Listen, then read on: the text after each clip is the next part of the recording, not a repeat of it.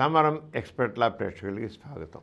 మనం ఈ కార్యక్రమంలో భూమి సంబంధమైనటువంటి చట్టాల గురించి అనేక విషయాలు తెలుసుకుంటున్నాం. జమీందారు రద్దు చట్టం గురించి, కౌలుదారి రక్షణ చట్టం గురించి, అలాగే పట్టణ భూముల గురించి, గరిష్ట పరిమితి గురించి చట్టాలు అనేకం తెలుసుకున్నాం. ఈ రోజున భూ పంపిణీ కోసం భూసేకరణ అనే విషయంలో దానికి భూసేకరణ చట్టం అనే విషయం మీద కొంత తెలుసుకుందాం. భూ పంపిణీ కోసం భూసేకరణ చట్టం ఏంటి, ఎలా ఉంది దాన్ని? మరి ప్రభుత్వం పేదలకు భూములు పంచిపెడుతుంది కదా, వాళ్ళు ఇళ్ళు కట్టుకోవడానికి ఇస్తుంది. మనం చూస్తాం ఎంతమందికో ఇళ్ళు ఇస్తుంది, దానికి భూమిని కూడా సేకరిస్తుంది. ఈ చట్టం ఏమిటి, ఇది ఎప్పుడు వచ్చింది, ఇది ఎప్పటి నుంచి ఉంది, దీని తీర్చులు ఏంటి, వీటన్నిటి గురించి మనం తెలుసుకుందాం. గ్రామీణ ప్రాంతాల్లో వ్యవసాయ భూములపై గరిష్ట పరిమితి విధించిన, పట్టణ ప్రాంతాల్లో నివేశ స్థలాలపై గరిష్ట పరిమితి విధించిన లభించే మిగులు భూమి అతి స్వల్పమే. గ్రామీణ ప్రాంతాల్లో చేసినా పట్టణ ప్రాంతాలు చేసినా లభించే మిగులు భూమి అతి స్వల్పమే. గ్రామీణ ప్రాంతాల్లో లక్షల సంఖ్యలో ఉన్న వ్యవసాయ కూలీలకు, భూమి లేని రైతులకు, చేతి వృత్తుల వారికి భూ పంపిణీ చేసేందుకు ఆ భూమి సరిపోదు. భూసేకరణ పెట్టారు కదా, భూ పంపిణీ కోసం భూసేకరణ. మరి ఈ భూసేకరణ గ్రామీణ ప్రాంతాలు ఇవ్వాలి, అలాగే పట్టణాలు కూడా ఇవ్వాలి. ఎలా, ఎక్కడి నుంచి ఇస్తారు? ఎక్కడ మిగులు భూమి ఉంటేనే ఇవ్వగలుగుతారు. భూమి కంటే దానికి కావాలని కోరుకునే వాళ్ళు ఎక్కువ ఉన్నారు, కావాల్సిన వాళ్ళు ఎక్కువ ఉన్నారు. గ్రామీణ ప్రాంతాలు అయితే రైతు కూలీలు ఉన్నారు, రైతులు ఉన్నారు. పట్టణాల్లో కూడా అనేక మంది ఇల్లు లేని వాళ్ళు ఎంతమంది ఉన్నారు. మరి స్థలం అనేది ఎక్కడి స్థలం దొరుకుతుంది? వాళ్ళకి ఇవ్వాలి కరెక్టే, ఎక్కడ స్థలం దొరుకుతుంది? ఉన్న స్థలం ఆల్రెడీ కొంత యజమానులు ఉన్నారు, వాళ్ళకి చెందినది లీగల్గా, వాళ్ళకి చట్టపరంగానే వాళ్ళు కలిగి ఉన్నారు. వాళ్ళు చట్టపరంగా ఇంకా వీళ్ళు ఎక్కడి నుంచి భూసేకరణ చేస్తారు? అది చాలా కష్టమైన విషయం. అందువలన తప్పనిసరిగా భూసేకరణ జరపడం ద్వారా అదనంగా భూమి సేకరించి వారికి పంచాల్సిందే. చాలకపోతే ప్రభుత్వం పూర్వ భూములు కూడా వారి కోసం పంచక తప్పదు. అంచేత పూర్వ భూముల్ని పంచక తప్పదు. ఇక పట్టణ ప్రాంతాల్లో గరిష్ట పరిమిత చట్టం ద్వారా లభించే అతి స్వల్ప మిగులు భూమి మురికివాడలో నివసించే పేదలకు నివేశ స్థలాల ఏర్పాటుకు సరిపోదు. పట్టణ ప్రాంతాల్లో నిరుపేదలకు నివేశ స్థలాన్ని కేటాయించాలంటే పట్టణ శివారులోని భూములను సేకరించక తప్పదు. దీనితోడు పెరుగుతున్న పాలనాపరం అవసరాల నిమిత్తం నూతన భవనాలు నిర్మించాలంటే భూసేకరణ తప్పనిసరి. పట్టణాల్లో జనాభా పెరుగుదలతో ఇరుగ్గా ఉన్న రోడ్లను విస్తరించాలి, అందుకు కూడా భూసేకరణ జరగాలి. అదేవిధంగా కాలువల నిర్మాణాలు, భారీ ఫ్యాక్టరీలు, విమానాశ్రయాలు, నౌకాశ్రయాలు నిర్మించడం మొదలగు పెద్దోపయోగ అవసరాల నిమిత్తం కూడా భూసేకరణ తప్పనిసరి. ఉన్న భూమి కొద్దీ అవసరాలు ఎక్కువ, ఎన్నిట్లకునో భూమి అవసరం ఉంది. ఉన్న భూమి ఎక్కడుంది? ఇదే సమయంలో ఆంధ్రప్రదేశ్ కూడా పారిశ్రామిక అభివృద్ధి చెందుతుంది. ఎంతోమంది ఔత్సాహిక పారిశ్రామికవేత్తలు నూతన పరిశ్రమల స్థాపన కోసం ముందుకు వస్తున్నారు. వీరందరికీ పరిశ్రమల స్థాపన నిమిత్తం వందల ఎకరాల భూమి కావాలి. దీన్ని ఏకణంగా సమకూర్చుకోలేరు. ప్రభుత్వమే ముందుకొచ్చి భూమిని సేకరించి పారిశ్రామిక వాడాలు ఏర్పాటు చేయనివ్వాలి.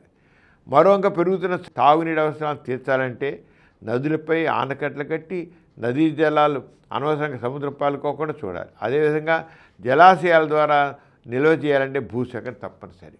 మొత్తం మీద పైన ఉదయించిన అవసరాలు కారణాల దృష్ట్యా భూసేకరణ తప్పనిసరి. ఇంతకీ భూసేకరణ అంటే ఏంటి? ప్రజల వద్ద భూమిని, స్థలాలను, అవసరమైతే భవనాలను కూడా స్వాధీనం చేసుకోవడం భూసేకరణ కేవలం ఈనాటి సమస్య కాదు, ఏనాటి నుండి వస్తున్న సమస్య. అయితే భూసేకరణ ఆషామాషి సమస్య కాదు. కావాల్సిన ఎవరైనా కడుగుతారు, కావాలంటారు. ఎక్కడ ఇస్తారు? అది గవర్నమెంట్ కూడా తన పాలన సౌకర్యం కోసం భవనాలు కట్టాలి. అలాగే పరిశ్రమలు పెడితే గవర్నమెంట్ స్థలాలు ఇవ్వాలి, చాలా చౌకలు ఇవ్వాలి. పరిశ్రమలు కావాలి, పరిశ్రమలు వస్తాయి, కానీ అందరికీ ఉద్యోగాలు రావు. అందరికి ఉద్యోగాలు వ్యాపారాల్లో చేసుకోవాలంటే కూడా రాదు, కుదరదు. మరి వాళ్ళందరికీ స్థలాలు ఇవ్వాలి. మరి ఈ రకంగా పెద్ద సమస్య పజిలండి ఇది. ఎలాగనేది భూసేకరణ వల్ల కొన్ని సమయాల్లో కొన్ని వేల మంది నిరాశలయ్యే అవకాశం ఉంది. వీరందరికీ పునరావాసం కల్పించాలి. కొన్ని సందర్భాల్లో నష్టపరిహారం చెల్లించాలి, మరికొన్ని సందర్భాల్లో పునరావాసం, నష్టపరిహారం కూడా చెల్లించాల్సి ఉంటుంది.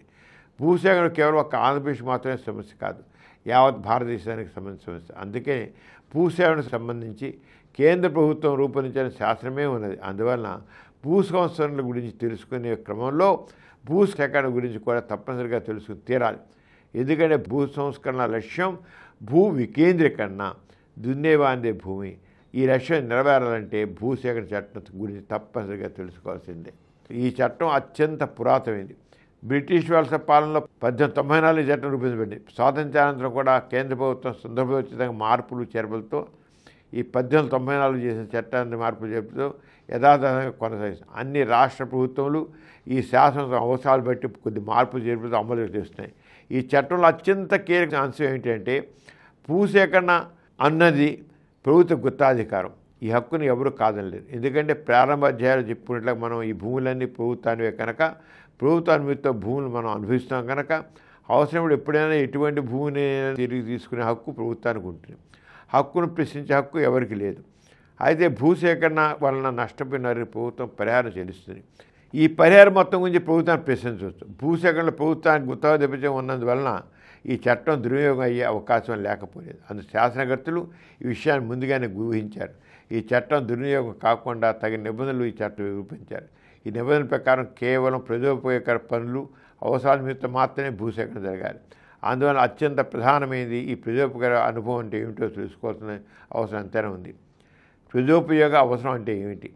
ఈ చట్టంలోని సెక్షన్ 3లోని క్లాజ్ F ప్రకారం ఈ కింద ఉదయించిన ప్రజోపయోగ అవసరాలు పరిగణించబడతాయి. 1 గ్రామీణ మరియు పట్టణ క్రమబద్ధమైన అభివృద్ధి నిమిత్తం భూమిని స్వాధీనం చేసుకోవడం. దేనికోసం భూమి అంటే అభివృద్ధి చేసుకోవడం. 2 గ్రామీణ భూముల విస్తీర్ణ మరియు వాటి క్రమబద్ధమైన అభివృద్ధి.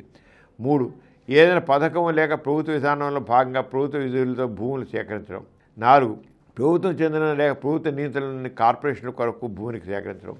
5 ప్రకృతి వైపరీత్యంలో ఒక ప్రాంతంలో నివాసం ఉంటున్న ప్రజలు నష్టపోయి ఉండొచ్చు, లేక ప్రభుత్వం చేపట్టిన ఏదైనా పథకం అమలు చేయటం వలన ఒక ప్రాంతంలో ప్రజలు తమ నివాస స్థలంలో కోల్పోవడం జరగవచ్చు. ఇటువంటి సందర్భంలో ఆ విధంగా ప్రకృతి వైపరీత్యం వలన ప్రభుత్వ విధానం వలన నష్టపోయిన వారికి అదేవిధంగా పేదవారికి మరియు భూమి లేని నివాస స్థలంలో కేటాయించే నిమిత్తము భూమిని స్వాధీనం చేసుకోవడం. 6 ప్రభుత్వంచే ప్రారంభించబడిన ఏదైనా విద్యా సంబంధమైన లేదా గృహ నిర్మాణ సంబంధమైన లేదా ఆరోగ్య సంబంధమైన పథకం లేదా మురికివాళ్ళ నిర్మూలన పథకం కొరకు భూసేకరణ చేయట. ఆ క్రమంలో ఏదైనా స్థానిక సంస్థ లేక సొసైటీల రిజిస్ట్రేషన్ చట్టం కింద రిజిస్టర్ కాబట్టి ఏదైనా సొసైటీ లేక ఏదైనా సహకార సంఘం చేత ప్రారంభించిన ఇతర ఉదయించబడిన పథకంల కొరకు భూసేకరణ చేయటం కూడా చట్ట పరిధిలో ప్రయోజనకరమైన అవసరమే.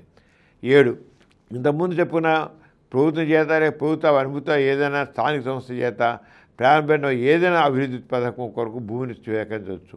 8 ఏదైనా ప్రభుత్వ కార్యాలయ భవనం కొరకు భూమి అంటే ఎన్నింటి కోసం నేను సాగించడం అనేది ఉంటుందన్నమాట. ఈ రంగా ఉంటుంది. అంచేత దీన్ని చేస్తూ అవార్డును జారీ చేయటం నష్టపరి భూసేకరణ చేసి ఏ రంగా ఏం చేస్తారని అవార్డును జారీ చేయడం పరిహారం చెల్లింపు. విచారణానంతరం భూమి స్వాధీనం సంబంధించిన అన్ని అంశాలతో ఒక అవార్డును లేదా కలెక్టర్ లేదా ప్రభుత్వం జారీ చేయాలి. స్వాధీనం చేసుకున్న భూమికి చెల్లించు పరిహారం గురించి కూడా అవార్డులో స్పష్టంగా ఉదయించబడి ఉండవలను. నష్టపరిహారం మొత్తమును ఎవరికి చెల్లించవలసింది అవార్డులో పేర్కొని వెళ్ళు. తదనుగుణంగా నష్టపరిహారం చెల్లించబడుతుంది. నష్టపరిహారం పెంచుట్లో న్యాయస్థానం కొంత నష్టపరిహారం కొంత తక్కువ ఉంటుంది. దానికి న్యాయస్థానం ఆశ్రయించి మాకు ఇంత ఇలా ఉంది, దీనికి ఇంత ఉంది, ఇలా నష్టపోతున్నామని ఒకవేళ ప్రభుత్వం తక్కువ చేసినా కోర్టు ద్వారా కూడా నష్టపరిహారం పొందవచ్చు అన్నమాట. ఈ రంగా గరిష్ట పరిమితి ఉంది.